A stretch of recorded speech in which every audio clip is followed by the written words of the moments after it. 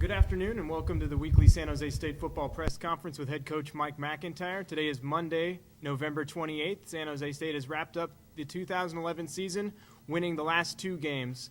This past Saturday, San Jose State was on the road and won 27-24 at Fresno State. Right now, I'll bring in the head coach, Mike MacIntyre.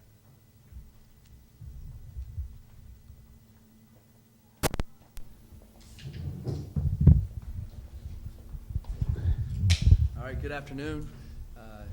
We had a excellent game at Fresno. It was really exciting for our university, for our athletic program, and for our football program. And I had a couple of the guys that played on the team 24 years ago that texted me that were excited to realize that that had been that long. Some of them didn't even realize it until they saw it in the paper, and so they were really excited about what we did and what our young men accomplished. It was a great way for us to end the season. The better way would be, of course, to be in a bowl game, but we just fell barely short of that. But I felt like we had marked improvement in our football program this year, and I think we're definitely going in the right direction, and we're excited about our future. I can't say enough about the seniors on this year's football team and how they've really bought in the last 2 years and really listened to what I had to say, what the coaches had to say, and have done really well off the football field and have really started to show a lot of improvement on the football field, and it was exciting to see it. And we're excited about the future, and we'll just keep moving on. So Fresno played really hard. They have a very good football team. Going in, I was nervous about their speed at receiver and their quickness at running back and the strength of their quarterback's arm. And I'm still nervous about it after leaving the ball game. They were really fast. The running back was very good. And I think we kept them kind of at bay and made some plays that was good for us. I think a really exciting thing in the game was our offense took the ball with 6 minutes and 15 seconds and didn't give it back to them. And that was extremely key in the football game, and we really did well on that last drive. It was exciting to see. Matt Faulkner had a great day, and I texted Matt the next morning when I got up before I went to church. I texted him. I said, "Hey, Matt, they couldn't have written a better movie script ending than that." And he texted back, "Coach, you're exactly right." So I was excited for Matt. So I'll take any questions at this time. Coach, can you talk about the benefits going forward of winning the last two games the way you did, and just kind of how it'll help with recruiting and momentum in the offseason and confidence and those things? Right. We had a team meeting this morning, and I talked to the team about that specific thing. It definitely gives you momentum, and it gives us momentum in recruiting. I think the thing that it does as a coaching staff, it kind of validates what you're telling these young men, and they see the hard work pays off. They listen a little bit more.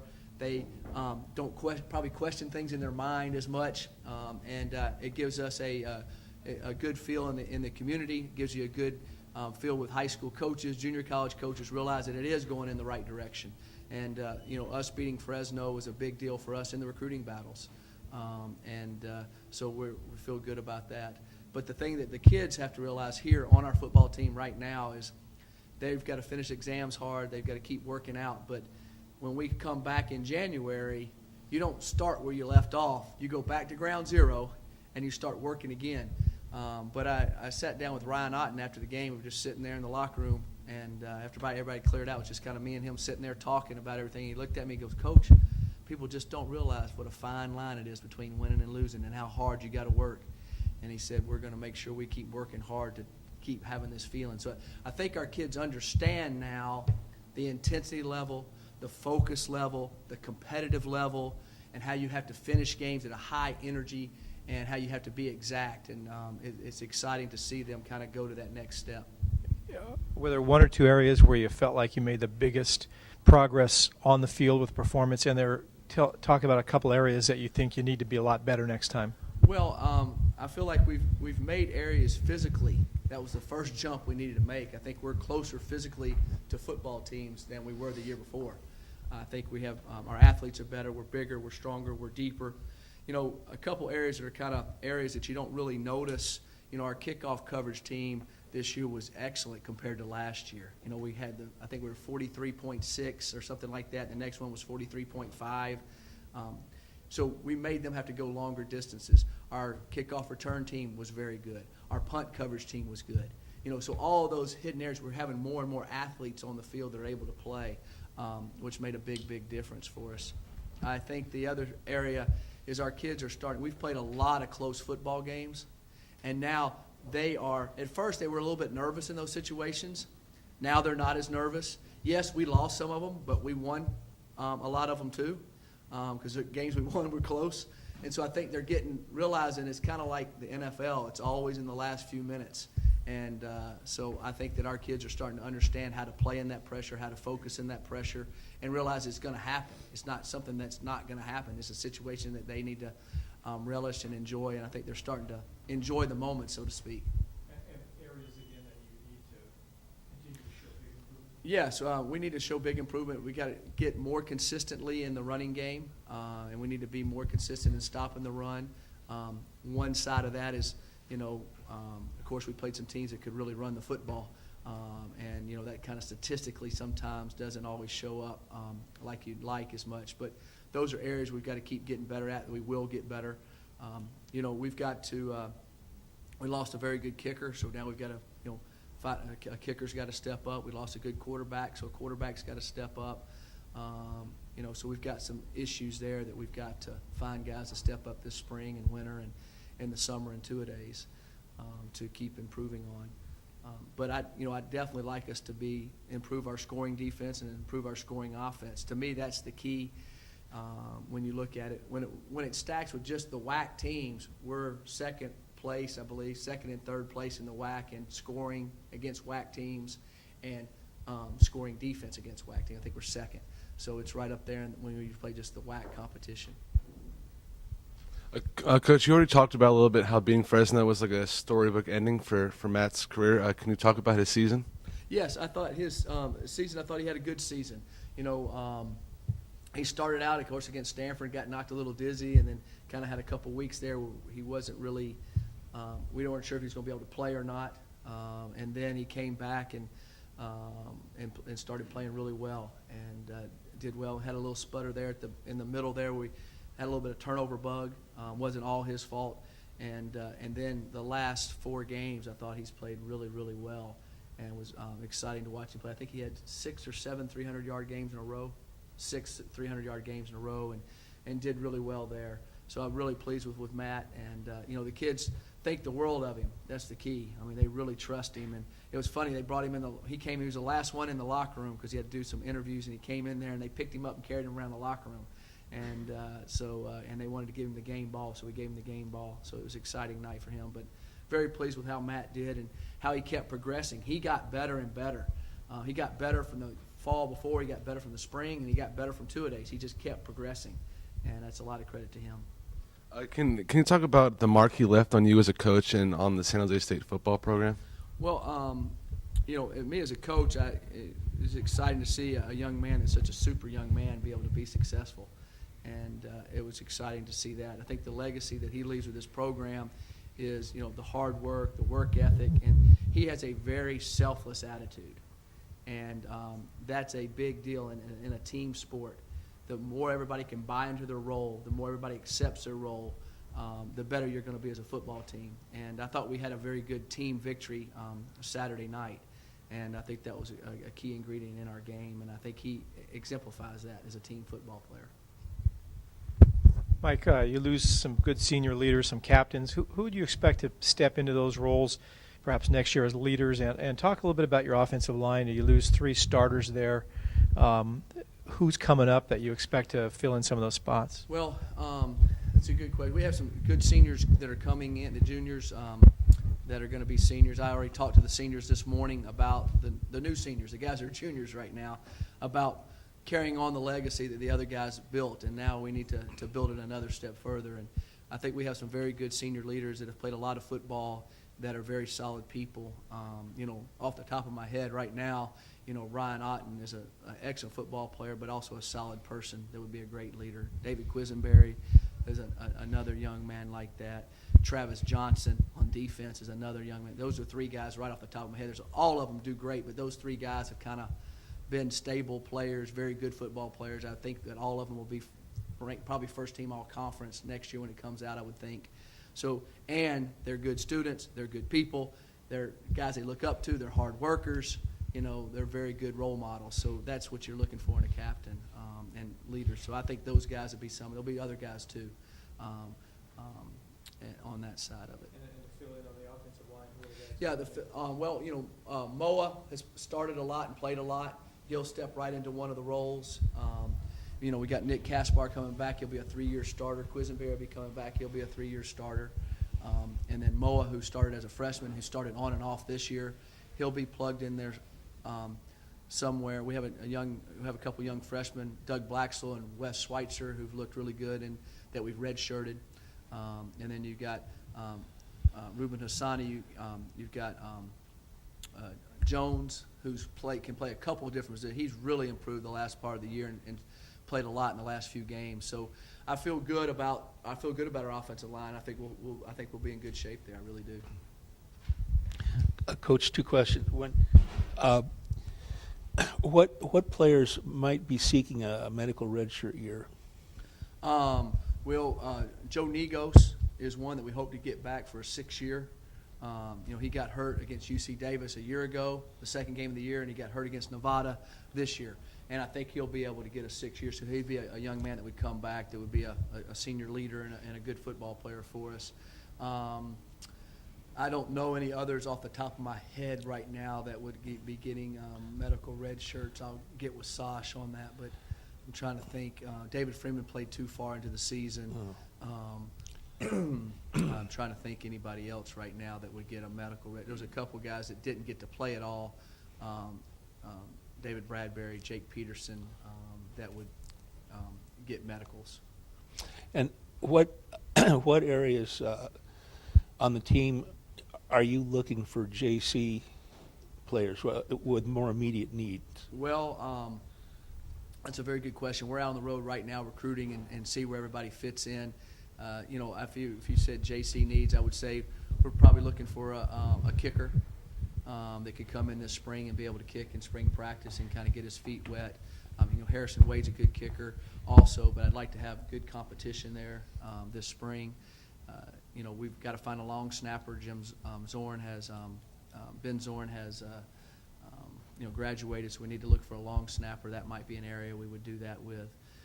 And then we have some other areas on the field that we're looking at. And we'll find out when we get out. We're on our process of recruiting. We're going back out. This is the first week we can be out in person visiting with the kids. So we'll find out the kids that are interested in us and that we like too. When you sit down with them in person and after you've been talking to them on the phone and you find out about grades and you just kind of get to know them. We got a big recruiting weekend coming up this weekend, and so we'll know more as that goes along to see where they fit.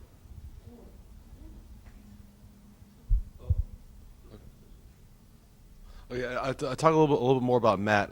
Is there a game or some sort of off-field memory that you're going to remember from Matt this season?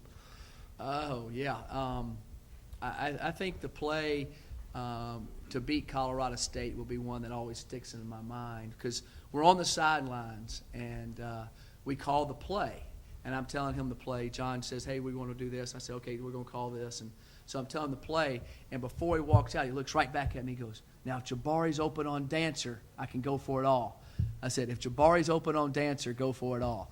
And Jabari was open on Dancer because most people, it's third down and 2 3/4. We're trying to get the first down, and he saw him beat the guy, and he glanced, he had him beat, and he threw it perfect. And for him to have, that's how calm he is on the sidelines and be able to do that. And so it was funny. And, he's such a good kid that, the scene in Friday Night Lights where they, I don't know if y'all have seen the movie. Our kids have watched the movie a bunch, and he's from Texas. And so the last snap against Fresno, they got in the huddle, okay? And the guys go, do it, do it, do it. So he does that line where, he says, we're going to, let's go win the state championship, whatever. He says it in his country voice, and they're all laughing going up there, and they take the last day to take the knee. He just kept them really calm. And so I'll remember a lot of things. And then off the field with Matt, I'll just remember his steadfastness as a person, his commitment to his faith, and he was just a real guy, and he'll be very successful in whatever he does. With all the improvement you made this year, do you believe the team is bowl bound next season? I sure hope we are. I mean, that's our plan every season, and We want to keep progressing, and that's our goal, and that's something that we definitely, realistically, I believe, something they can look for. I think going into this season, they all wanted to be bowl bound, but that was probably a thing of let's get some wins back. We didn't even win an FBS game the year before, and to win 5 this year, I think is a great improvement. Definitely could have won 3 or 4 more, and there's no doubt. So I would think that would be something in the back of their minds and in their forefront. But the whole thing is going back to ground zero, working extremely hard, and getting better than they were, and then everybody find the role they fit in and play as hard as they can, and then the W's will take care of themselves. Mike, let me ask that same question a different way. Would you be disappointed next year if you weren't in a bowl game? I'm disappointed this year we're not in a bowl game, so yes, I would be. So. But I mean, next year you go in with sort of a different set of circumstances than this year, as you just explained. Yeah. Right, but I think the thing that I keep trying to tell the kids, and when they read papers and they hear people walking out, well, y'all going to go to a bowl game no matter what next year. No, you go back to ground zero, and you work your rear end off. And I learned that from Bill Parcells. People talk about, well, if you went to the playoffs, in the next progression you should go to the Super Bowl. Well, no, you got to go back. You got to work hard. Teams change a little bit. You got to find the right chemistry. Yes, does it help you work harder? Yes, do they feel more confident? Yes, do we have some good players returning? All of that's important. If we didn't, then you would say it'd be hard. So we have the ingredients there. Now we got to go back and mix it correctly and go from there. How's Chandler Jones? Tell us what happened. He saw him this morning. He was in the team meeting. Fractured his collarbone right here. They took him in an ambulance back to Stanford Hospital. Had it done Sunday morning about 8 a.m. and got it fixed. And it was about a 20-minute surgery, and everything went well. And he was in there this morning, bright-eyed and ready to go. So he had his thing on and he going to class. He's just a phenomenal young man. A lot of guys would lay in bed and feel, no, he was right. Chandler, I knew he'd be there if he could be. His mom flew in and got in late last night, and so he's doing okay. That's the kind of thing that has no residual. No. 6-8 months from now, it'll be fine. No, yeah. it shouldn't be. Talk about your running back situation. You lose Brandon, but you've got. Yeah, we lose a really good player, and Brandon Rutley was a really very excellent all-purpose player. As a matter of fact, Brandon and I were sitting right over here this morning when we were eating breakfast talking. He goes, well, Coach, next year's running backs. He started going over them with me himself, and we were sitting there. I go, well, how much did you weigh as a freshman? Weighed 173 pounds. Well, that's what Tyler Irvin weighs, 171. So he told me, you got to get Tyler bigger, and, he's talking to me about what we needed to do. And it was excited to see him, kind of going to the next level, caring about what's going to happen with the future of our program, because this university's meant so much to him, and he's also given a lot to it. And, we got David Freeman coming back. We have Deleon Eskridge, who's a very good football player that redshirted this year, big, strong guy. We have Tyler Irvin. We got Ben Thompson. We got Jason Simpson. So I feel like we're going to have a good core of running backs there. And we'll probably try to sign another running back also and go from there. Especially with Irvin, Eskridge, and Freeman, you got 3 guys you sort of know what they can do, and you have some confidence in what Yes. going forward. How do you utilize those guys? How do you? Well, that's what we'll work on this spring, and there'll be some times probably we could have them both in the backfield at times and do some different things like that, and be able to use them and work with them. And so we'll see how the spring goes, but I'm excited about having all of them. You need all the running backs you can get, and we had bang, we had 2 go down in a matter of minutes almost. It seemed like that kind of put us in a little bit of a spin there for a second. But I think next year we'll have 3 to 4 good ones. Can you also talk about the quarterback situation now going forward?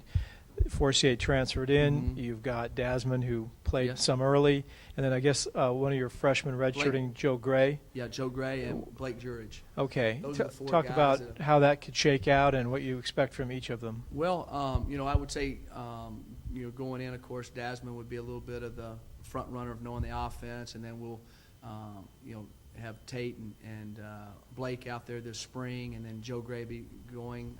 So we'll just have to get them out there, put the ball down, and let them play, and see how it sorts out. I feel like all of them have a good opportunity to help the football team and go from there. But it always has a way of sorting itself out, and the cream always kind of rises to the top. People don't know much about Joe Gray. What can you say about him? He's an excellent athlete, has a very good arm. He's a very good football player, and I think he's got a chance to be really, really good. you know, until you get out there and let all the bullets fly week after week, do you really know? And I think he's got a chance. I think he has the tools to be very, very good. Now, Tate came here with some academic issues in his Mhm. past. Can you talk about how he's doing off the field? Yeah, he's doing okay. We're working with him, and he's working with staying focused on school and doing all that. And so hopefully everything will work out well. You're for him. confident that he's going to be Yes, I able feel to like play it. in the spring and able to play next year? Yes, I feel that way. But you know, we don't know about any of our guys until this semester's over. But we feel good about all of them. Okay.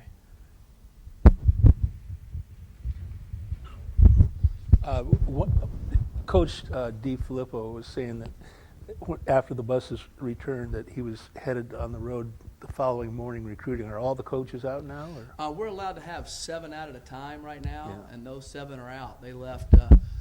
Some left Sunday morning early. Some left Sunday afternoon. But they're in homes in high schools and junior colleges as we speak right now. I'll be going out tomorrow to visit with some young men, and I'll be back out again Thursday, and then we have a big recruiting weekend this weekend, so we're busy rolling at it. You haven't brought kids onto campus yet, right? No, we'll bring them on Friday. How many do you expect to possibly have here? We'll have anywhere between 12 and 16 coming in Friday. Some of the young men won playoff games, so those kids will move to the next weekend, Right. which is a good thing, that Yeah. they're winning and going well. So we had to change up a little bit. So originally we had 16. I think, the way I understand it, there'll be 4 guys that can't come because they won. But we might add in some other kids that lost because they want to change their visit date. So we'll see. Can you tell us how many kids you expect to sign eventually, and how many Yeah, of them will be high schoolers? We'll sign up to 25 kids, and you know we'll have some kids already coming in this January. So it kind of, you know, signing date in February might be a little bit different because we'll have some kids coming in January. And of the 25, how many of those you expect to be high schoolers? Oh shoot, More or less? I would say 80% of them would be high schoolers. 20-ish? Yes. Yeah. Okay. And again, for those of us who don't know all the guys in the background, how many freshmen did you redshirt this year?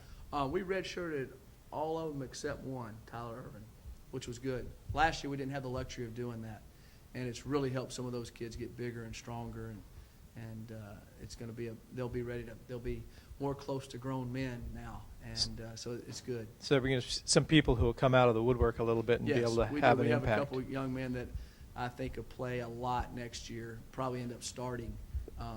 Who are they that redshirt you are freshmen. most excited about? Well, I mean, I'm not going to choose any of them. I just know that there's some that I feel like have the best, physically I think they have the best chance to be ready. In the off season, if they would have had to play this year, you know, them to be able to gain 20 pounds like they have and work and all that type of thing, will really help them be productive on the line. All right, any other questions? All right, thank you.